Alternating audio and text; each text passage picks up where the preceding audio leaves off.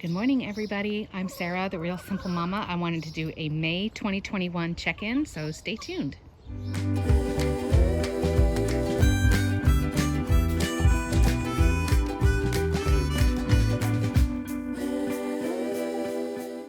Good morning, everybody. It's a fairly quiet morning out here except for some complaining birds, and I wanted to say good morning and happy late Mother's Day to all of you who celebrate. I hope that you had a beautiful weekend, and I wanted to show you guys a couple of updates, just how the plants are doing, of course how the girls are doing, some chores and projects that we've been working on, and what's to come. So I know it's been a hot minute since I've posted a video. Thank you everybody who's been patient with us and given us grace. And I know that I've still tried to be active in answering questions on the YouTube channel and responding to emails quickly, but we've had a lot of stuff going on with my son's health and with mine. We'll be okay, but I appreciate prayers, good thoughts, good vibes, all of that kind of stuff. So we are back. I've been taking care of the girls every day. I just haven't come out to record anything. And I wanted to say hey, to show you just a couple of things that we've been working on and some things to keep in mind, especially as we're getting into really hot weather here in South Texas. I do have I do have a lot of videos. I have a full playlist that has to do with the chicken coop and run, because I'm going to show you a couple of things in regards to that, as well as there's a lot of different videos of ideas of how to keep your chickens cool in the summers. If your summers get warmer than about 90 degrees Fahrenheit, about 88 to 90 degrees Fahrenheit, you do need to think about doing something to help your chickens, because it gets warm. When it gets past that point, your chickens can't necessarily cool themselves down, so they're gonna need some help. And that's just so, to be honest, so they don't drop dead from the heat. So check out those videos. Of course, you can always email me here, and you can comment questions on the videos, and I try to respond honestly within a couple of hours. So to show you, our plants are looking amazing. The grapevines are going everywhere. I've added a couple of more plants that I don't think you guys have seen, and they're all doing incredibly well. The ones that have been in the ground for a year, I actually went and re-fertilized them just with a really easy, I think it's called just Shake and Feed by Miracle Grow. It's really easy to use. You just put these dry pellets on your plants and then you water them deeply. I know that the pool is looking a little bit ragged, but we're cleaning it every day. The old and the new girls have all figured out that with just an inch of water in the big section of the pool, if they stand in it and they just hang out, or they kind of drink, or they kind of just chill, then that is a really great way for them to cool their body down. So I'm really proud that all 8 of them have learned to do that trick when they get warm. We have 2 5-gallon buckets now with drinkers. We're actually going to make a third, or make a replacement, to make sure that our girls have plenty of opportunities to get cool water throughout the summer. This super fun project, I resealed the chicken coop. Any kind of wood that's going to be out in the elements, you need to seal it once a year. And we actually were supposed to do it a few months ago, but things have just been crazy with my son's new diagnosis. So I just got that done this weekend. And I am still very happy with this coop. I'm very proud of it overall, but I did notice some warping, which honestly, it's my fault. We've gotten a ton of course, we had the winter storm in February, so all that snow melted. And then we've had some really heavy rains for the last week or so. And so I had to wait for everything to dry out, and now it's been resealed. So the warping and all of those problems shouldn't get any worse. I've already noticed that they're a little bit better. There's not so much stickiness on these side doors when you're trying to open and close them. So I know that this coop, as long as we take care of it, it will continue to work for a long time. We do have, if you see the electrical cables that are going through right there, I'm either going to hang those up high or I'm going to bury them. We have hardwired the solar fans. If you remember from older videos, there is a fan right there on that window and then one on the opposite side. The solar panel that you see on the roof was not the problem. The problem was that the battery that we had in here just wasn't able to keep up. If you can barely see, there's a pink battery back there, and I've got videos on that as well. But the solar panel worked fine, and the fans worked fine, and the temperature control and all of that stuff. The problem was we just really needed either more batteries daisy chained or a bigger battery. But instead of doing that, because we just needed it to start working, you know, I have older girls who are sitting in there in the nesting boxes laying when it's like 88, 90 degrees. So we decided to just hardwire the fans. So we've bypassed the solar panel for now and the battery, and they're just plugged in. So when it gets over a certain temperature, both of those fans click on. Of course, it's technically not an air conditioning, so it's not actually cooling the air, but of course hot air rises, so the hottest air is in the top, and those fans right now, the way that they're turned, the direction in which they rotate, they're sucking the hottest air out of there. So it's increasing circulation, and then the worst of the air is being cycled out. We have the misters set up. Like I said, we have the pool. I do have the lights, the rope lights that the squirrels can't eat. Haha. Those are all hardwired as well. So we've got that. So we're doing some final checks this week. It's sort of like our final warning before the summer weather hits and we're consistently over 90 degrees. So we're going to make sure that the misters are all working. Each of those little nozzles that you see on there, some of them had just been jammed up because we do have hard water here in San Antonio. If you see these little gray nozzles, I do have a video as well on why I do recommend that you have a mister. Again, we're not trying to soak your chickens.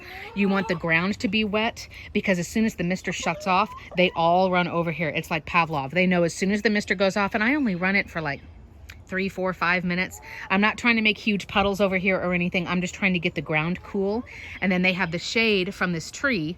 When the sun is overhead, that tree is shading this whole area where Flopsy is right now. And then they'll be able to get their feet cool. They hang out, bugs come out. It's just a really great thing. I'm also excited because all of these plants, there's my beautiful redbud tree right here. All of these plants, as they get bigger and bigger, not only are they going to provide more shade for the girls, like my lilac that's about ready to bloom right there, but they will also make, I mean, you're making like a tiny little biome, right? Like there's going to be a lot more bugs showing up, and then there's going to be shade, and then there's going to be all different kinds of foliage and stuff going on. So it will also encourage more insects and stuff to hang around. There's Blue and Flopsy, my little sisters. So I'm excited about that. The final thing I wanted to show you, and I apologize because I have gotten criticism for this in the past, but with the medical diagnoses and everything else, it's been very difficult. I don't even know if you guys can tell. When I moved in here, I don't know if you can tell if you haven't seen my other videos, but this area that I'm standing in, the chicken run, is actually raised from the rest of the yard, and it has a concrete like wall barrier that goes around this zone. And I guess over the years, this house is older than I am, so over the years, each person who has lived here, they've just added more and more layers to this part of the yard. So a long time ago, this whole area was dirt, and then somebody moved in at some point and dumped a ton of small rocks all over everything. Then the next person used dirt again and put those flower bed borders, like that thing that I'm going to have to cut out with a saw. And then somebody else came through and dumped rocks on it again. So there are rocks everywhere. And unfortunately, rocks, just like you standing on an asphalt parking lot, the rocks and the concrete will hold heat more than just the dirt. So before it hits the heat of summer, I've been taking out buckets and buckets of rocks. So this section is almost completely clear. There's zones over there that are almost completely clear. I know it looks like I haven't done anything, but I've literally taken over 100 buckets of rocks out, and I'm just dumping them on the far corner of our yard behind our shed.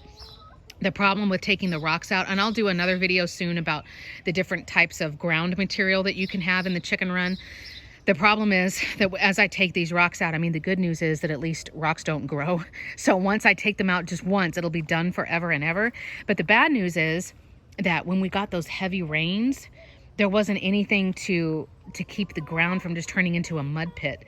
So, and you can certainly do peat moss. I love peat moss, but any kind of sand, any kind of dirt, I mean, it's just going to turn to mush for a couple of days, right?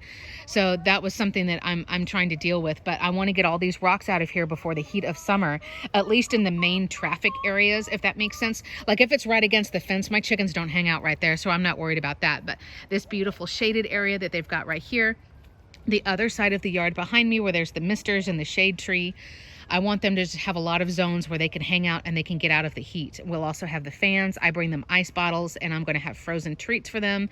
So, you know, I've got 5 girls who are over 4 years old. They're senior citizens now. And while they still lay eggs, like my black and white girls right there, Lacey on your left and Gracie on your right, they still are good layers, and they are just great hens and really sweet. But I mean, they're old girls, and Lacey especially, the beautiful black and white one in the center of your shot, she is a hybrid breed. She is a meat bird as well as an egg layer. So if you have your chickens getting really, really hot, whether it's overnight when they're trying to sleep, or when it's they go in to lay an egg, or they just can't get out of the shade, or excuse me, they can't get out of the sun, you have a risk of them passing away. So we're trying to do everything we can preventatively We're giving treats in the morning, but high protein treats. I ordered another bag of Grub Terra. My girls love them. And so I am a happy, happy customer. You can check out my Grub Terra video to get a coupon off your first order. They have live black soldier fly larvae as well as the dried, which is what I usually give to my girls. And man, as soon as I have that bag and I start shaking it, I mean, they all come running. It's hilarious. But I wanted to show you everything we've been doing. Actually, I'll show you.